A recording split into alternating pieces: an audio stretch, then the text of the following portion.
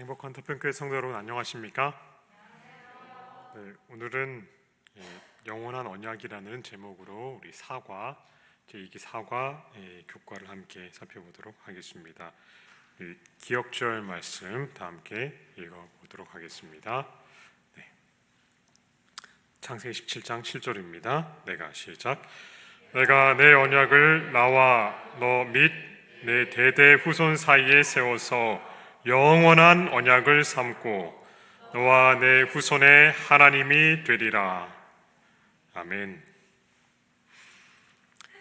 저는 어렸을 때 백일해와 천식을 알았습니다. 부모님께서 제가 태어날 무렵에 처음으로 집을 장만하셨다고 합니다. 사글세와 전세를 전전하시다가 얼마나 행복하셨을까요? 그런데 경험이 없으셔서인지 호창 얇은 벽에 외풍은 심한데 바닥은 절절 끓어서 겨울에 태어난 제가 신생아 때 너무 좋지 않은 환경 때문에 폐가 약하다며 늘 마음 아파하셨습니다. 힘들게 쌕쌕 호흡을 할 때면 많이 고통스러워하셨고 힘든 환경 가운데서도 자녀도 여럿 있는데 한약을 지어 먹이시고 주변의 병원은커녕 상점 하나 없는 깡촌에서 아프기라도 하면 며칠 유일한 도움이신 하나님께 기도하면서 밤새 머리맡에서 간호하시던 부모님을 기억합니다. 여기 교과의 서문에 마찬가지로 인간적인 방법으로 비유하자면 홍수 후 몇 세기 동안 도덕적 암흑이 깊어가기 시작할 때 하나님께서도 죄의 병을 앓고 있는 세상의 곁에 앉으셨다.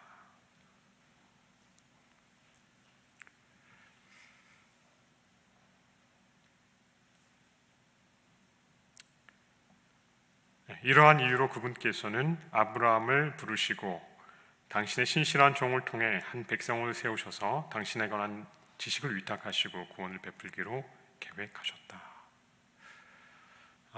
정말 죄의 질병으로 신음하고 아파 있는 이 인류를 가만두지 않으시고 바로 곁에서 정말 회복하고자 우리 곁에 앉아 계신 그 사랑의 하나님의 모습을 오늘 우리는 영원한 언약을 통해서 다시 한번 살펴보게 될 것 같습니다. 그 아브라함과 맺으신 영원한 언약에 대해서 전체적인 내용 파악과 이해를 돕기 위해서 수요일 소지를부터 먼저 공부하도록 하겠습니다. 언약의 주요 공식이 나오기 때문입니다. 언약의 단계들 이렇게 나와 있는데요. 아브라함에게 나타나신 장면이 이제 쭉 족보가 나오다가 12장 1절에 하나님이 다가오셔서 그를 하시는 장면이 나오는데 같이 읽어보겠습니다. 여호와께서 시작. 여호와께서 아브라함에게 이르시되 너는 너의 고향과 친척과 아버지의 집을 떠나 내가 내게 보여줄 땅으로 가라. 내가 너로 큰 민족을 이루고 내게 복을 주어 내 이름을 창대하게 하리니 너는 복이 될지라.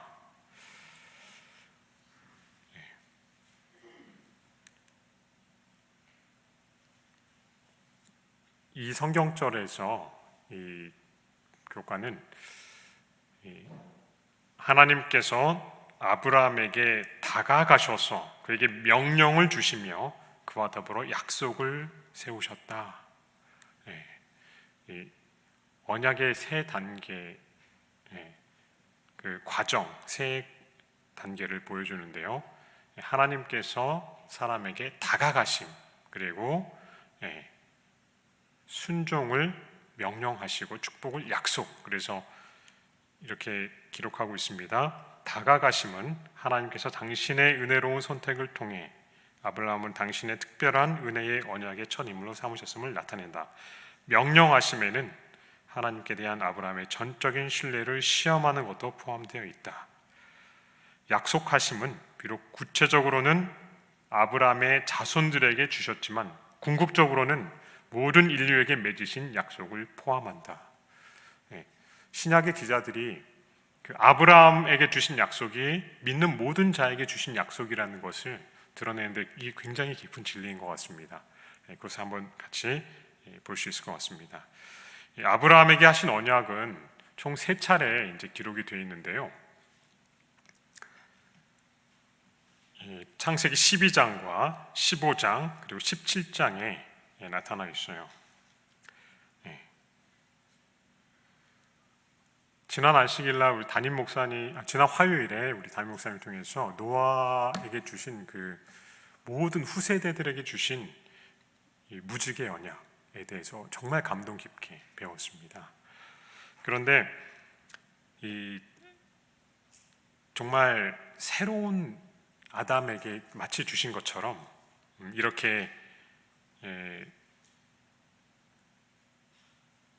노아에게 아담에게 주신 동일한 축복을 주시면서 정말 믿음의 자손들만 남았는데 남은 자가 됐는데 그들이 하나님을 경외하는데 신속히 떠나서 죄에 다시금 빠지는 장면을 너무 안타까운 장면을 봅니다. 그런데 하나님께서는 그러한 인류를 포기하지 않으시고 당신을 참으로 경외하는 아브라함을 부르셔서 모든 인류를 구원하고자 하는 당신의 경륜을 보여주십니다. 창세기 12장의 언약을 살펴보면요, 하나님께서 부르셔요. 갈대아 우르에 있는 아브라함에게 다가가셔서 부르십니다. 당대 가장 발달한 도시였지요. 그런데 그에게 지시할 땅으로 가라 명령을 하시죠. 다가오셨고 명령하셨고 그리고 축복을 약속하십니다. 내가 복이 되게 하겠다.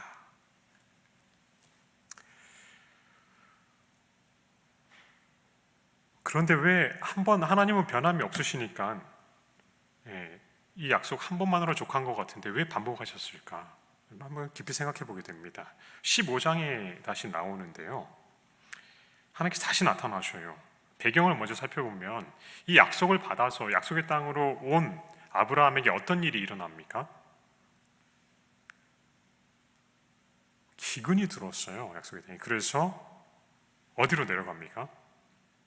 남쪽으로 점점 내려가서 애굽에 이릅니다. 와이프를 바로의 후궁으로 정말 바로의 아내가 되게 할 뻔했다가 하나님의 개입으로 약속의 땅으로 돌아옵니다. 하나님의 언약이 아브라함의 불신으로 단번에 깨질 상황에서 하나님이 은혜를 더하신 것입니다. 그런데 이제 하나님께서 오히려 그 위기에서 건져주시지만 많은 재산을 더하셨지요. 그리고 그래서 13장에서는 어떤 일이 일어납니까? 너무 재산이 많이 불어나서 롯의 일행과 아브라함의 일행이 도저히 함께 있을 수가 없게 되었습니다. 그래서 헤어지게 되는데 롯은 물이 많고 심히 비옥한 요단 온들을 택하고 아브라함은 배은망덕한 조카를 아주 축복하고 나무라지 않고 하나님의 약속을 바라보면서 헤브론으로 가서 거하게 됩니다. 그런데 정말 그 좋은 곳으로 갔으면 조카가 잘 돼야 되는데 여러 해 후에 어떤 소식을 듣게 됩니까? 14장에 보면 4개의 왕국 연합군이 소돔과 고모라와 이들과 연합한 5개의 국가를 점령하고 조카 롯을 포함해서 포로로 사로잡아 갑니다.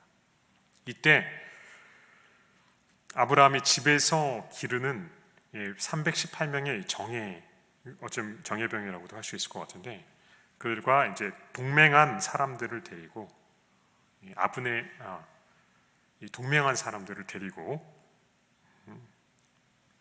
쫓아가서 승전을 하게 됩니다. 그리고 사로잡혔던 롯과 모든 포로와 막대한 재물과 전리품을 가지고 개선 군주로 귀국을 합니다. 살렘 왕 멜기세덱의 축복도 받지요. 그런데 이때가 언제쯤이냐면 처음 하나님께서 그를 부르셨을 때 약 10년쯤 지나갔을 때입니다.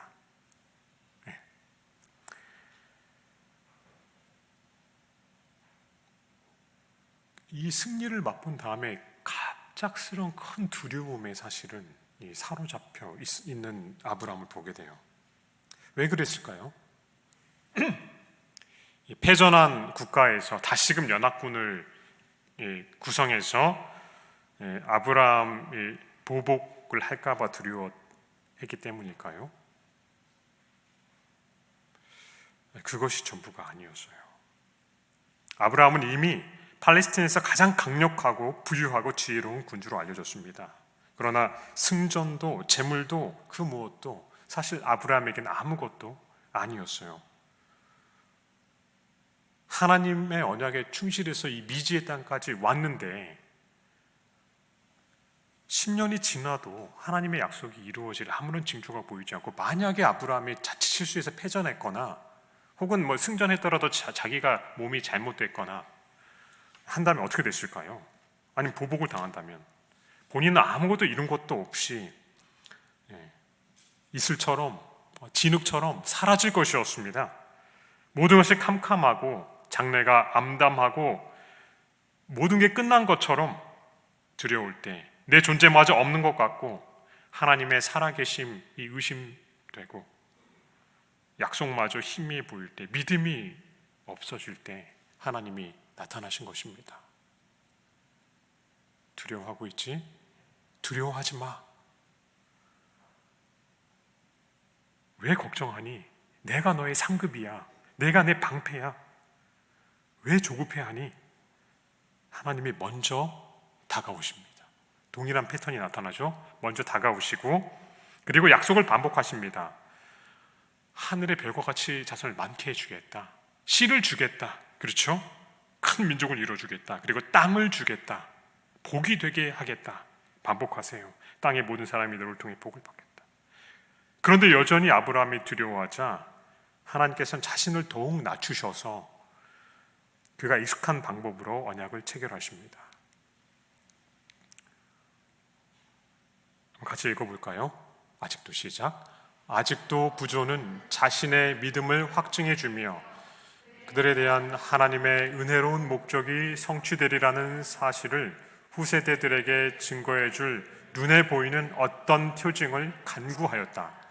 주께서는 자신을 낮추시어 당신의 종과 언약을 맺기로 하시고 엄숙한 계약의 비준을 위하여 사람들 사이에서 일반적으로 행하여지던 형식을 채택하셨다. 하나님이 약속하시면 그로서 더 우리가 얻어야 될 증거나 확증이 필요가 없는데도 이 아브라함이 자꾸 두려워하고 걱정하자 자신을 낮추셔서 얼마나 확실한지를 보여주기 위해서 15장에 보면 언약 비준을 체결하는 하나님의 모습을 보게 됩니다. 짐승의 중간을 쪼개고 그 피 사이로 지나가시면서 자기보다 큰 이가 없으므로 자신을 가리켜 맹세하시고 지키지 못했을 때는 쪼개져 사망으로, 즉 하나님이 영원히 사시는 하나님이 죽음을 모르시는 그 자체가 생명이시고 선이신 그분이 목숨으로써 그것을 지킬 것을 맹세하신 것입니다. 물론 하나님만 맹세하신 게 아니라 아브라함도 같은 맹세를 했지만 언약을 체결하신 것입니다. 아브라함에게 언약 체결의 준비를 명하시고 그 복이 되는 땅과 후사에 대한 약속을 반복하시는데요. 이 아브라함이 너무 조급할까 봐 당장이 아니고 너는 분명히 알라 하시면서 4대 동안 어떻게 되겠다? 이방 땅에 내려가 있고 하나님이 징치하시고 그 후에 이끌어 나오겠다고 자세한 예언까지 더해 주십니다. 어떤 과정을 겪을지까지 미리 어쩌면 선지자로서 하나님께서 다 보여주셨는데 하나님이 또다시 와서 그 영원한 언약을 반복하시는 장면을 우리가 17장에서 보게 됩니다. 언제쯤이냐면 이 14년 뒤에 아브라함이 99세가 됐을 때에 주셨어요. 그렇게 자신을 낮추셔서 친히 보여주셨건만 아브라함이 대형 사고를 칩니다. 사고 뭉치예요. 후사를 사라를 통해서 안 주시자 어떻게 합니까? 하나님이 하신 약속을 이루고자 하갈을 통해서 자녀를 갖게 됩니다. 그리고 그가 약속하신 후사라고 믿었던 것 같습니다. 하나님께서는 그의 행동의 결과를 보게 하고자 내버려 두셨는지 사실 이 14년 동안 하나님께서 그에게 다가오신 기록이 성경에는 나타나 있지 않습니다. 그런데 이제 창세기 17장에서 하나님은 다시 아브라함에게 다가오십니다. 사실 사라는 이제 자녀를 갖는 것이 인간적으로 불가능한 시기였고요. 이미 그것을 포기했을 때 하나님이 찾아오셔요. 그리고 할례를 행하도록 명하십니다. 그리고 이름까지 바꿔주시면서 후손과 땅을 약속하십니다. 동일한 언약의 반복입니다. 하나님께서는 한 번 하신 약속을 반드시 지키시기에 반복하실 필요가 없었습니다. 그런데 인간의 편에서 자꾸 기다리지 못하고 믿지 못하고 실수하고 두려워하고 사고를 칩니다. 그러나 우리 하나님께서는 자상하셔서 다시 다가오시고 다시 명령을 주시고 다시 축복을 약속하십니다. 우리가 창세기에서 또 이어지는 모든 언약들을 생각해 볼 때 이런 패턴이 반복되기 때문에 이 수요일 소지에서는 이 세 형태에 대해서 반복을 하는데요. 사실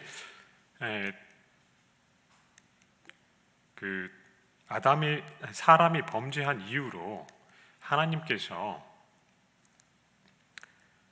주신 언약들을 생각해 볼 때 저는 같은 패턴들이 있다 이렇게 생각을 하게 되었습니다. 최초의 언약은 사실 저는 범죄의 최초의 언약은 에덴에서 여자의 후손에 대한 약속이셨다 이렇게 이해를 하고 있습니다. 날이 서늘할 때에 범죄한 그들에게 다가오셨습니다.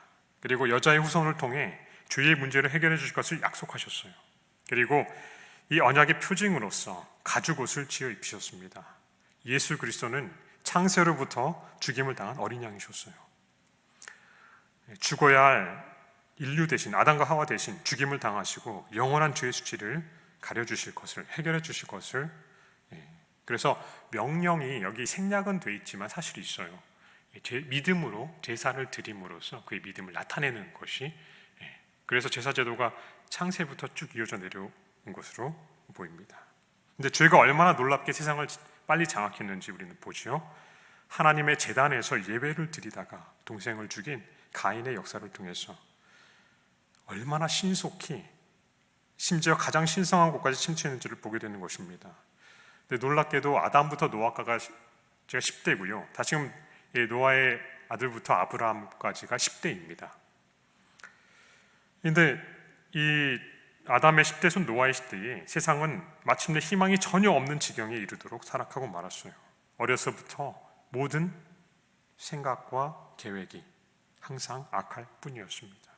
그런데 하나님께서는 언약에 신실하셔서 남은 자 노아를 통해 당신께서 창조하신 모든 것을 보존하십니다. 노아에게 다가오시고요. 방주를 지으라 명하십니다.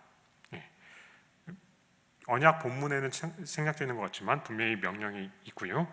그리고 아담에게 베푸셨던 동일한 약속을 주십니다. 생육하고 번성하고 땅이 충만하고 땅을 다스리고 모든 생물이 그를 두려워할 것이었어요. 그리고 모든 육체와 생물들을 후대의 온 세상 모든 시대를 망라하는 무지개 언약을 세우십니다. 그런데 다시 이 노아의 아들 셈의 10대 손 아브라함 때 심각한 죄의 질병이 지구에 만연할 때 하나님께서는 인류를 포기하지 않으시고 어떻게 하셨어요? 아브라함을 통해 온 세상 사람들이 복을 누리고 하나님의 언약이 이루어지도록 섭리하십니다. 단지 한 사람을 부르신 게 아니었어요. 그 안에서 모든 인류를 부르신 것입니다. 그에게 다가오시고 가라, 언약을 체결할 짐승을 준비하라, 할례를 행하라 명령하십니다. 복이 되게 하겠다.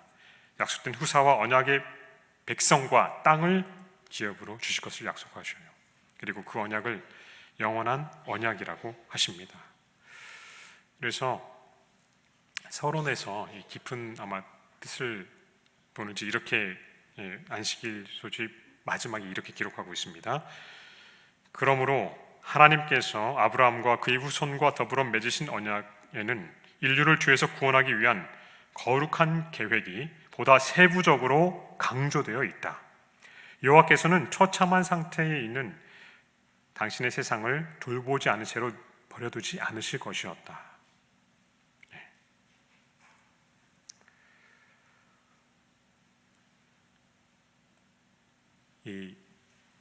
우리 인간 자녀를 결코 포기하지 않으시는 그 하나님을 우리는 보게 됩니다.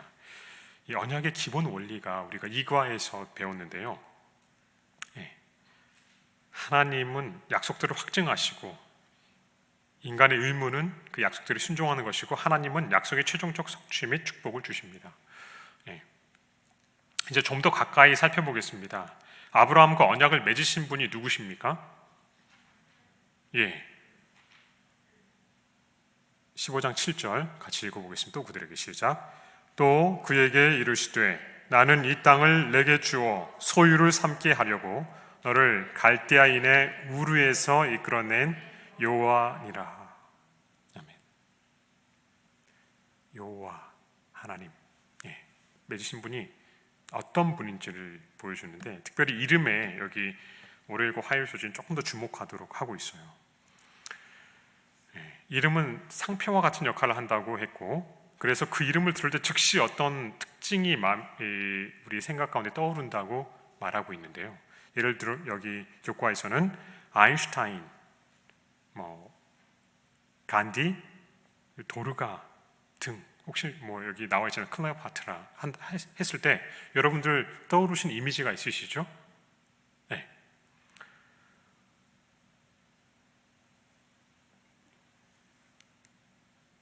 두 번째 단락에 보면 그 이름에 대해서 세일교회 성경 주석을 인용해 놨는데 같이 한번 읽어볼까요? 시작. 성경 시대의 근동 지역에서는 이름이 굉장히 중요한 의미를 지니고 있었다. 히브리인들은 항상 이름이라고 하는 것은 그 이름을 지닌 자의 개인적인 특성이나 그 이름을 지어준 사람의 사상이나 정서 혹은 그 이름을 지을 당시의 환경을 나타낸다고 생각했다.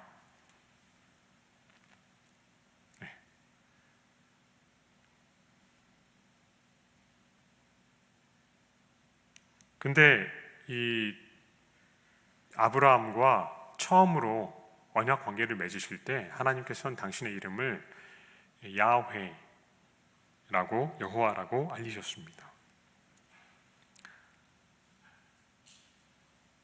이 이름은 구약에 몇 번 등장한다고 기록되어 있습니까? 6828번 등장하는데 정확한 의미는 신비에 가려져 있지만 성경 자체가 증거하는 걸로 보면 이 어근과 함께 그 뜻을 우리가 유추할 수 있는데 존재하다라는 뜻을 지닌 동사 하야의 한 형태인 것으로 이해되고요. 그래서 출애굽기 3장 14절에 하나님께서 이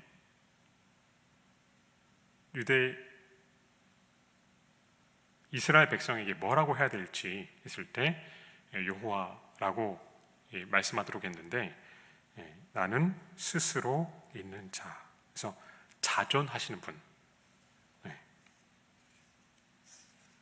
어떤 뜻입니까?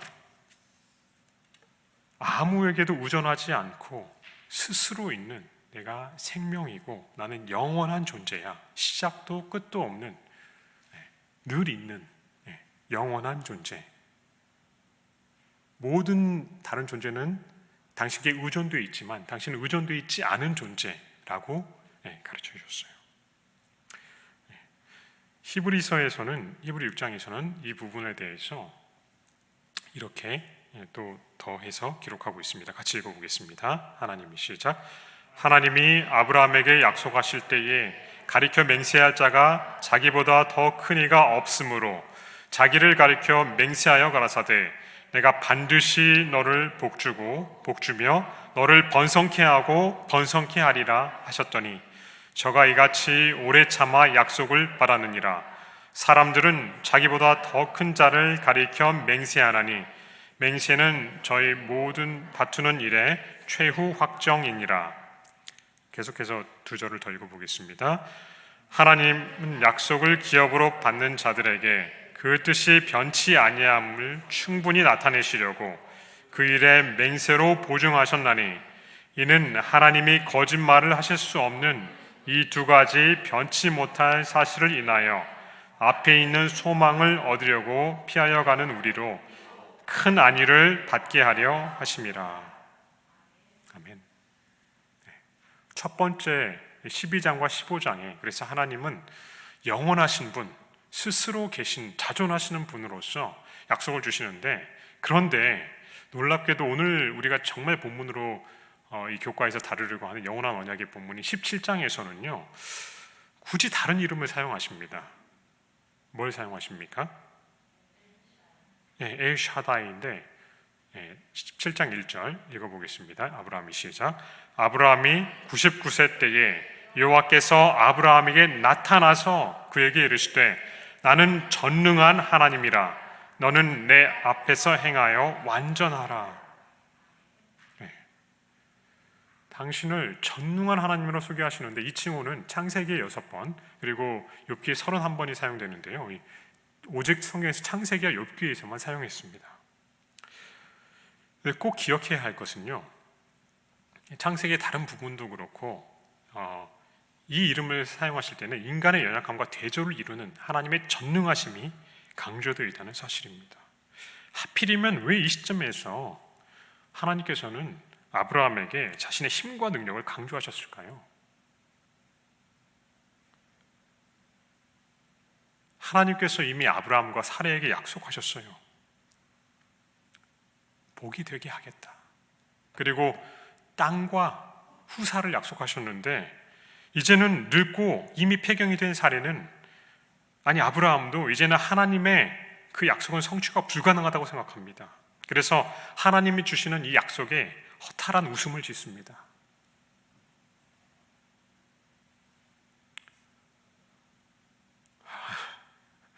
웃어요 그냥. 도저히 불가능하다. 근데 하나님이 그래서 아마 이렇게 자기를 소개하신 것 같습니다. 그분께는 어려운 일이 하나도 없습니다. 전 영어 표현이 참 좋은데요, 전능한 이 표현을 영어 번역으로 자주 보면은 어려움이 하나도 없는, 그에게는 어려움이 하나도 없는 이 표현으로 직역하면 많이 돼 있어요. 우리에게는 어려운 일이 너무 많습니다. 내가 이런 질병에 걸렸는데 나을 수 있을까? 내 상황이 이러한 곤란한 상황인데 해결될 수 있을까? 도저히 말로 표현할 수 없는 곤란한 상황들에 우리는 너무 자주 갇힙니다. 그런데 그분에게는, 그와 약속하시는 분에게는 어려운 것이 하나도 없습니다. 모든 것이 가능합니다.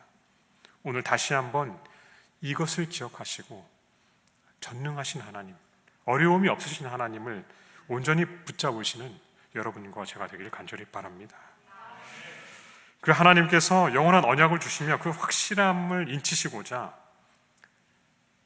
당신의 이름을 그렇게 바꿔서 나타내실 뿐만 아니라 누구 이름도 바꿔주십니까? 아브라함의 이름도 바꿔주셔요. 그래서 성경에서 최초로 하나님이 이름을 바꿔주신 인물이 바로 아브라함입니다.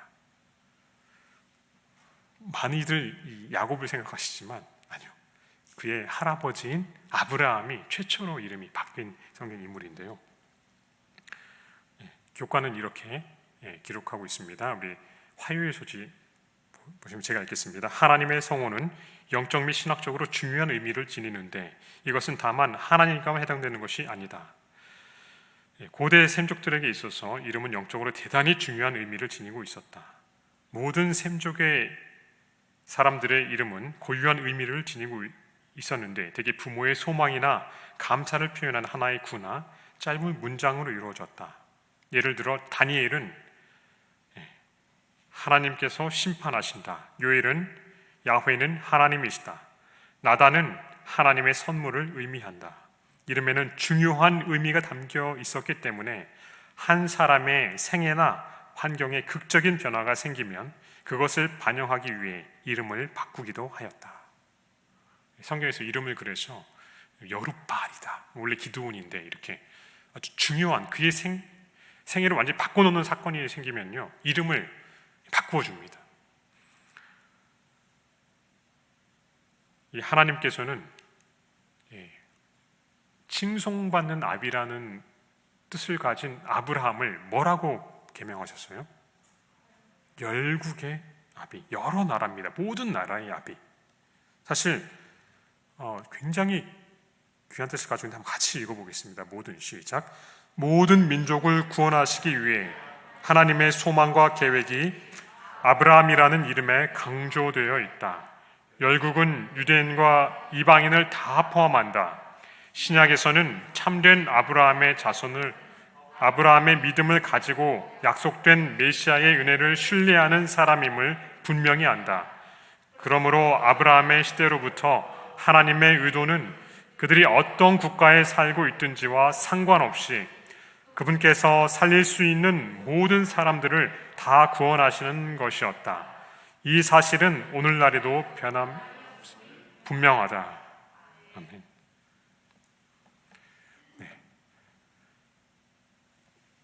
하나님께서 아브라함에게 영원한 약속을 주신 것은 우리에게도 동일해요. 그만 부르신 게 아니라 그를 통해서 우리 모두를 부르셨다는 것이 사실 원래 하나님의 계획이고 나타나요. 왜냐하면 내가 복이 될지라 하셨고, 그리고 너를 통해 모든 민족이 복을 받는다고 하셨고, 그리고 너를 여러 나라, 모든 나라의 아비가 되게 하겠다.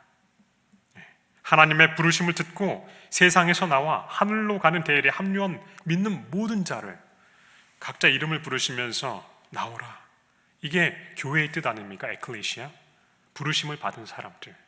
그러면서 성경에서 고린도전서 1장 2절에서 교회에 대한 가장 명확한 정의, 부르심을 받은 자들과 하면서 예수 그리스도를 주와 구주로 부르는 모든 자들에게, 그렇습니다.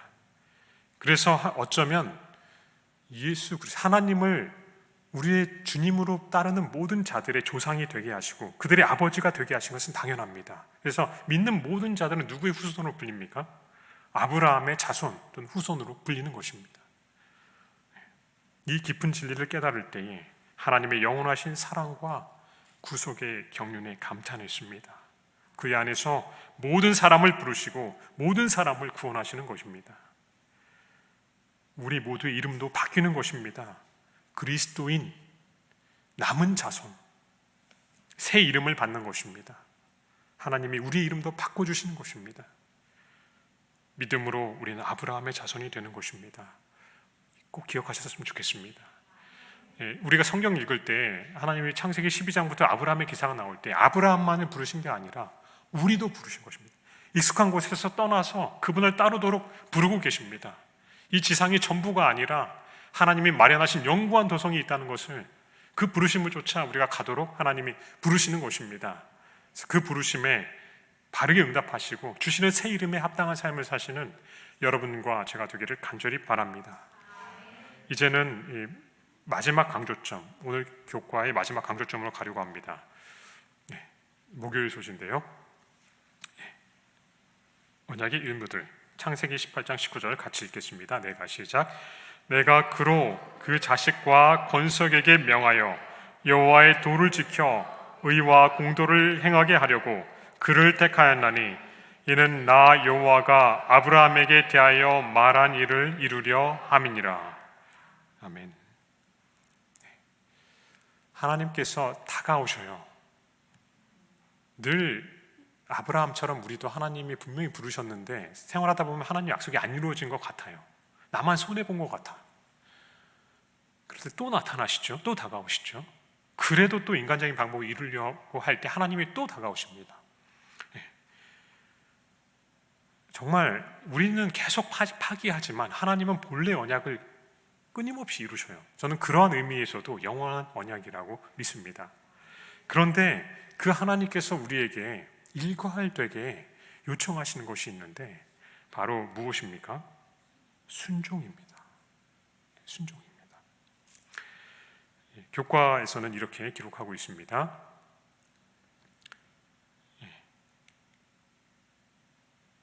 지금까지 우리가 본 바대로 언약은 항상 은혜에서 비롯되며 우리 스스로의 힘으로는 결코 할 수 없는 것을 가능케 해주시는 하나님으로부터 비롯된다. 아브라함과의 언약도 예외는 아니다. 그분의 약속은 우리 힘으로 도저히 이룰 수 없는 것이고요. 또 우리 힘으로 순종할 수 없는 것입니다. 그런데 하나님의 은혜라는 것을 우리가 보게 되는데요.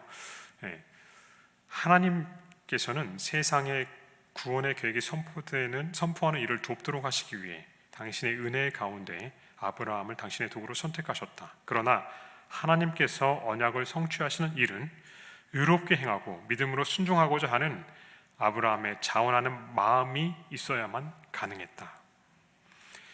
아브라함의 편에서 그러한 순종이 없었다면 하나님께서는 그를 사용하실 수 없으셨다.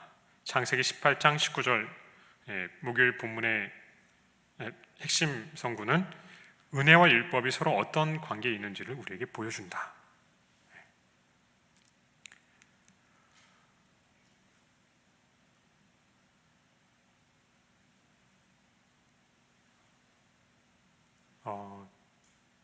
목요일 그 소재를 우리가 깊이 연구해 보면은 참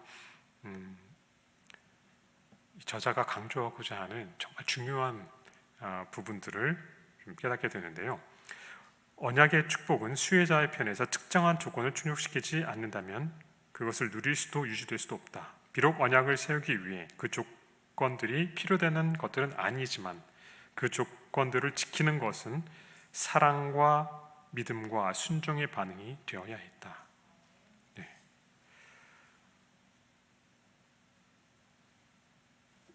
그 다음 문장